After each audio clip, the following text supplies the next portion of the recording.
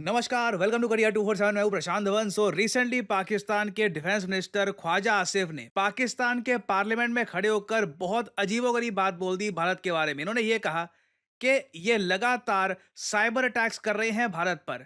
पहले तो उन्होंने ये कहा कि आईपीएल का भी जो रिसेंट मैच हुआ था ना, आप सबको याद होगा, दिल्ली पंजाब का मैच हुआ था ऑपरेशन सिंदूर के दौरान। अचानक से वो मैच बंद कर दिया गया। नाउ ये बात कंफर्म्ड है कि वो मैच बंद किया गया था सेफ्टी प्रोटोकॉल्स के अंडर, क्योंकि एयर रेड का अलर्ट था। जो भी लाइट्स वगैरह थी मेजर बिल्डिंग्स की, वो सब बंद कर दी गई थी। उसी के अंडर इस मैच की लाइट्स भी बंद करी गई थी। मगर ख्वाजा आसिफ की वीडियो में इन्होंने ओपनली ये कह दिया कि वो एक्चुअली पाकिस्तान का साइबर अटैक था और इन्होंने आईपीएल का मैच बंद करवा दिया हमारे स्टेडियम की लाइट्स हैक करके। उसके आगे इन्होंने ये तक कह दिया कि हमारे देश में जो डैम्स हैं उनके दरवाजों पर भी पाकिस्तान का कंट्रोल है। ये हैकिंग करके कभी भी हमारे देश के डैम्स के दरवाजे खोल सकते हैं और बंद कर सकते हैं। ये जो वीडियो है ये देखिए। सारे का सारा जो है इंडिजिनस जो है हमारी टेक्नोलॉजी हमारे बच्चों ने,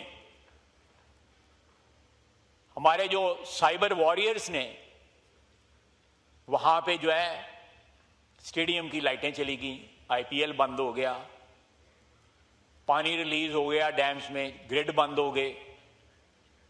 ये सारी बातें जो हैं, ये सारे हमले जो है, जो साइबर अटैक्स ये हमारे बच्चों ने किए। ना यहाँ पर जो स्टेटमेंट दी है पाकिस्तान के रक्षा मंत्री ने, अगेन पार्लियामेंट में खड़े होकर, ये कोई रैली में कोई ये स्टेटमेंट नहीं दी गई। बहुत बड़ी स्टेटमेंट है। आईपीएल वाली बात अगर हम इग्नोर कर दें क्योंकि दैट मेक्स नो सेंस, वो इट इज़ एब्सोल्युटली रबिश। मगर बाकी जो उन्होंने बात बोली है ना, कि डैम का पानी अचानक से रिलीज हो गया, गेट खोल दिए गए, ये सब यहाँ पर पाकिस्तान के डिफेंस मिनिस्टर खुद एक्सेप्ट कर रहे हैं कि इनके देश ने साइबर अटैक किया है भारत पर।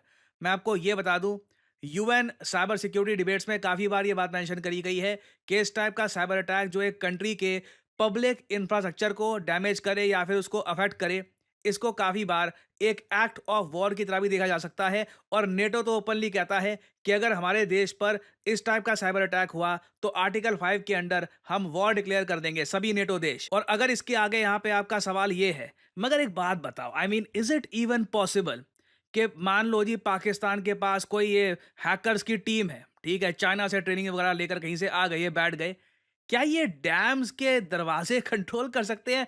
क्या ये कभी कुछ हुआ भी है? कुछ दुनिया में एग्जाम्पल है ऐसा कुछ होने का? जी हाँ, मैं क्लियरली बोल दूं, जो आईपीएल वाली स्टेटमेंट थी इनकी, दैट वाज कंप्लीटली रबिश। मगर जो इनकी ये डैम वाली स्टेटमेंट है, we should take it very seriously. Again मुझे पता नहीं कि क्या इन्होंने साइबर अटैक किए थे हमारे डैम्स पर, वो कितने सक्सेसफुल थे, क्या हुआ था। बट मगर मैं आपको पिछले 10 साल में बता दूं, कई साइबर अटैक्स किए जा चुके हैं कंट्रीज द्वारा। और एक बहुत ही फेमस केस सामने आता है 2015 का, जब ईरान ने यूएसए के एक डैम को हैक कर लिया था। इधर आप लोग देख पाओगे, Iranian hackers targeted New York dam. New York में एक बहुत ही फेमस डैम है, बोमैन एवेन्यू डैम। इस डैम का जो भी कंप्यूटर सिस्टम है, ये इंटरनेट से कनेक्टेड है। और ईरानियन हैकर्स ने इस कंप्यूटर सिस्टम में एक्सेस पा लिया था हैकिंग करके। नाउ अगेन देखो, एक तो होता है कि आपने कंप्यूटर सिस्टम में आपने एक्सेस पा लिया, उसके बाद डैम को कंट्रोल करना, वो सब जो सिक्योरिटी प्रोटोकॉल्स हैं उनके आगे जाना, वो अलग बात होती है। वो ईरान नहीं कर पाया था। मगर बिल्कुल यूएसए का डैम हैक हुआ था। इधर आप देख पाओगे, Iranian hackers claim cyber attack on New York dam.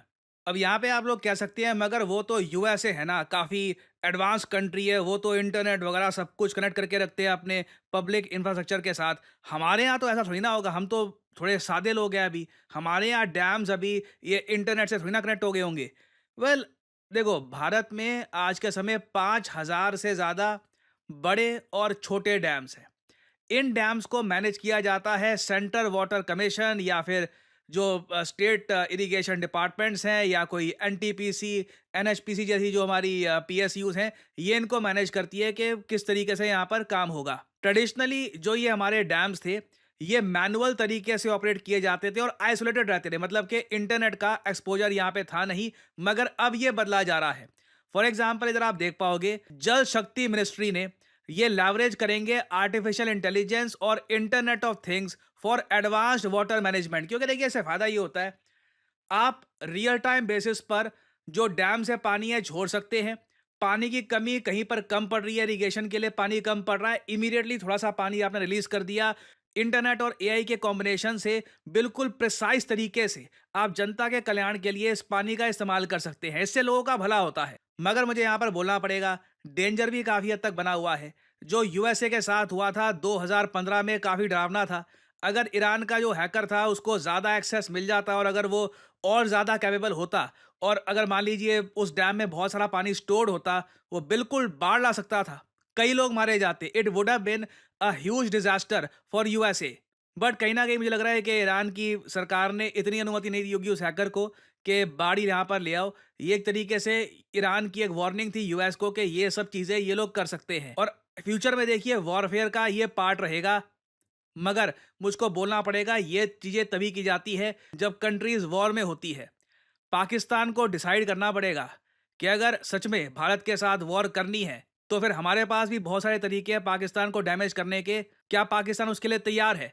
और अगर यहाँ पे आप सोच रहे हैं, ये तो ख्वाजा आसिफ ने ब्लंडर कर दिया ना। और अगर हम ऑनलाइन देखें तो कई लोग आज के समय पाकिस्तान के रक्षा मंत्री का मजाक भी उड़ा रहे हैं कि देखिए अपना बिल भर लो, पहले बिजली का बिल भर लो। ये सब चीज़ें अपनी जगह है, मीम्स वगैरह अपनी जगह है, मगर मैं साफ साफ बोल दूं कि द थ्रेट इज़ रियल। पूरी बात खोखली नहीं है। आधी बात जो मैंने आपको बता दी आईपीएल वाली, दैट वाज रबिश। मगर जो ये डैम पर साइबर अटैक वाली बात है, देखिए साइबर अटैक और हैकिंग सिर्फ डैम की नहीं, कोई भी चीज़ इंटरनेट से जुड़ी हुई है वहां पर खतरा हमेशा बना रहेगा अगर सेफ्टी प्रोटोकॉल्स प्रॉपरली फॉलो नहीं किए जाते। आपकी पावर ग्रिड है, ये खतरे में आ सकती है। आपने देखा होगा रशिया यूक्रेन वॉर के दौरान रशिया ने कई बार जो यूक्रेन की पावर ग्रिड है यहाँ पर साइबर अटैक्स किए हैं। This has happened many times और कई और कंट्रीज भी ये कर चुकी है। कुछ समय पहले आपको याद होगा मुंबई में भी जब कुछ पावर से रिलेटेड क्राइसिस आया था तो बताया गया था कि भारत पे कहीं ना कहीं एक साइबर अटैक हुआ है। So this is a thing to be taken seriously. Khawaja Asif obviously ये स्टेटमेंट दे रहे थे अपने लोगों को आश्वासन देने के लिए कि ऐसा नहीं है कि प्यास के मारे हम लोग मर जाएंगे। कुछ ना कुछ ये इंडिया पे साइबर अटैक कर सकते हैं, पाकिस्तान को पानी मिलता रहेगा। तो ये स्टेटमेंट प्राइमरली पाकिस्तान की जनता के लिए थी ताकि वो पैनिक्ड ना महसूस करे। मगर मैं एक बहुत ही न्यूट्रल पर्सपेक्टिव से अगर बोलूँ ना, तो मान लो हाइपोथेटिकली स्पीकिंग कि चाइना ने पाकिस्तान की बड़ी मदद कर दी और इन्होंने भारत के डैम्स को हैक वगैरह भी कर दिया, तब भी भारत का जो लॉन्ग टर्म प्लान है ना उसको ये लोग नहीं रोक पाएंगे। इंडियन गवर्नमेंट की इंटेंशन कहीं से ये नहीं है कि पाकिस्तान में पानी की ऐसी कमी हो जाए, लोग मारे जाएं वगैरह। इंडिया के लिए सबसे इंपॉर्टेंट चीज ये है, हमारे खुद के देश में कई राज्यों में जो पानी की कमी महसूस की जा रही है, जो इन द फ्यूचर और ज्यादा तीव्र हो जाएगी। इस पानी की कमी को पूरा करने के लिए जो इंडस वाटर ट्रीटी एक टाइम पर बनाई गई थी, यहाँ पर हम रीनिगोशिएट करें और उसके बाद कई नदियों का पानी डाइवर्ट करके बाकी जो भारत के राज्य हैं, हरियाणा, पंजाब और इवन गुजरात तक, वहां तक ये पानी हम पहुंचाएं। ये हमें करना ही करना है और इसमें कोई इंटरनेट कुछ नहीं कर सकता। जब नदी का भाव ही आपने मोड़ दिया ना, तब कर लो हैकिंग वगैरह। तो चेनाब नदी का पानी सबसे पहले मोड़ा जाएगा, उसके बाद कई और नदियां हैं उनका पानी हम मोड़ेंगे और ये हमें करना ही होगा। This is India's need. ये इसमें कोई पाकिस्तान को हर्ट करने की इंटेंशन नहीं है। ऑब्वियसली देखिए इंटरनेट पर कोई क्या बोलता है मैं उसकी बात नहीं कर रहा, मैं गवर्नमेंट पॉलिसीज की बात कर रहा हूँ इन अ वेरी सीरियस मैनर। तो अगेन डैम्स में कितना पानी आप स्टोर कर लोगे कि जी डैम का आप गेट आपने ओपन कर लिया हैकिंग वगैरह करके, कितना पानी रिलीज हो जाएगा? These are childish things. इससे बिल्कुल इंडिया को कोई देश हर्ट कर सकता है, हमारे देश में फ्लैश फ्लड्स आ सकते हैं, मगर इससे पाकिस्तान में पानी की जो कमी होने वाली है वो पूरी नहीं होगी। और मैं तो ये कहूंगा हम लोग पता नहीं इंफॉर्मेशन वॉरफेयर में बहुत बहुत ही पीछे हैं। मतलब कोई लिस्ट अगर कोई बनाए ना इंफॉर्मेशन वॉरफेयर की, इंडिया आराम से 150th 160th पे होगा। बहुत बुरे हाल है। ये वीडियो अपने आप में ना यूनाइटेड नेशंस में भारत को प्ले करनी चाहिए कि दिस इज पाकिस्तान मेंटेलिटी। ये हमारे डैम हैक कर रहे हैं, ये हमारे कंट्री को डेंजर में डाल रहे हैं, मगर हम करेंगे नहीं। बहुत I don't really want to say a lot of things. So खैर अभी ये again this is a big development.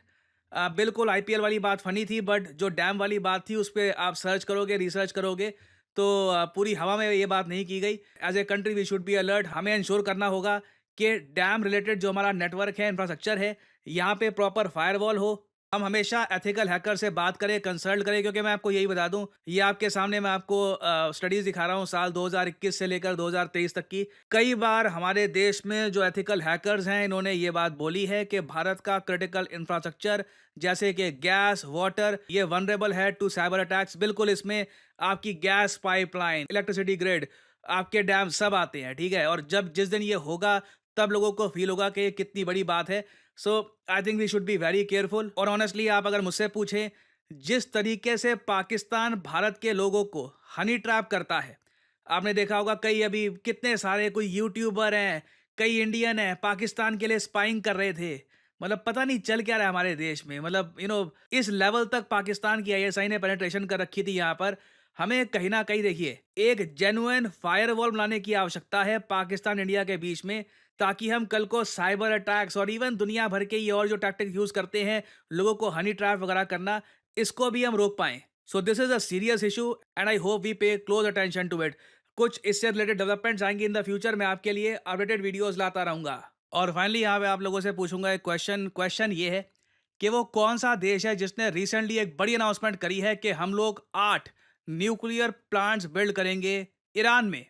ये है यहाँ पे आपकी options. Russia, Japan, India, France. Bharat में भी इस न्यूज़ को एक्सटेंसिवली कवर किया गया था बिकॉज़ ये एक सडन अनाउंसमेंट थी और पूरी दुनिया शॉक थी ये बात देखकर कि 8 न्यूक्लियर प्लांट्स बनाए जाएँगे ईरान में। बताइए कौन से देश ने ये अनाउंसमेंट करी है? कमेंट सेक्शन में करिए उत्तर। जो लोग देंगे सही आंसर, उनकी कमेंट को मैं दे दूंगा हार्ट, ताकि बाकी लोग समझ पाएं कि सही उत्तर क्या है। देखिए, कभी किसी ऐसी वेबसाइट पे जाइएगा जहां पर कंपनीज जॉब पोस्ट करती हैं और आप वहां पे नोट करेंगे डेटा एनालिस्ट की डिमांड लगातार बढ़ती जा रही है। चाहे आप मुंबई में हो, दिल्ली में हो, कोलकाता में हो, कहीं भी हो, सैलरीज ऑब्वियसली रेंज करती है आपके एक्सपीरियंस पे, मगर आप महीने का आराम से 20-25 से लेकर इवन 50-60 हजार भी कमा सकते हैं, depending on your experience, depending on your skill. और डेटा एनालिस्ट्स का इम्पैक्ट हर इंडस्ट्री में देखा जा रहा है। कॉर्पोरेट वर्ल्ड में ऑब्वियसली देखा जाएगा, उसके अलावा मेडिकल साइंस में, इवन क्रिकेट में आर्टिकल्स पब्लिश हो रहे हैं। इधर 4 दिन पुराना आर्टिकल है कि किस तरीके से डेटा एनालिटिक्स ने क्रिकेट को ऑल टुगेदर ट्रांसफॉर्म कर दिया है। रीजन मैं आपको बताता हूं।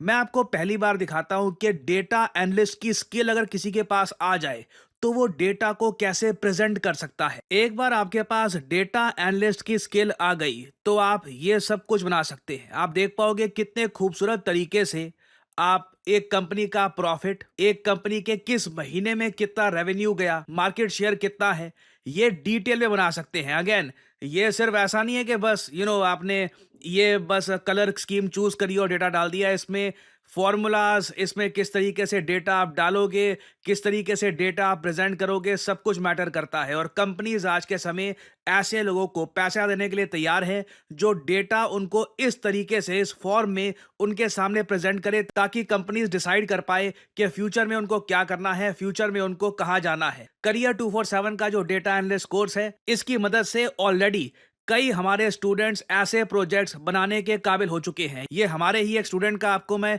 प्रोजेक्ट दिखा रहा हूं और ये अगेन जो टोटल स्किल है उसका बस 5 to 6% है। उसके अलावा बहुत सारे और टूल्स होते हैं डेटा एनालिटिक्स में, जिसमें आप अगर प्रोफिशिएंट बन गए तो सडनली जॉब मार्केट में आपकी वैल्यू बहुत ज़्यादा बढ़ जाएगी। आपको सिंपली क्या करना है, इस वीडियो के यहाँ पे कमेंट सेक्शन में जाओ, यहाँ पे लिंक पर क्लिक करो, अपना नाम, ईमेल आईडी, नंबर और यहाँ पे डिस्काउंट कोड आपसे मांगेंगे, यहाँ पे PG10 डाल देना, नहीं तो बाद में आपसे ज़्यादा पैसे चार्ज किए जाएंगे इस कोर्स के लिए। Make sure to add the discount code PG10। और करियर 247 के कंसल्टेंट की तरफ से आपको कॉल आएगा, आप उनसे सवाल पूछ सकते हैं कि किस तरीके से अपना करियर आप स्टार्ट कर सकते हैं as a data analyst. So इसी नोट के साथ यह है वीडियो का अंत। Thank you for listening and as I always say, may the gods watch over you.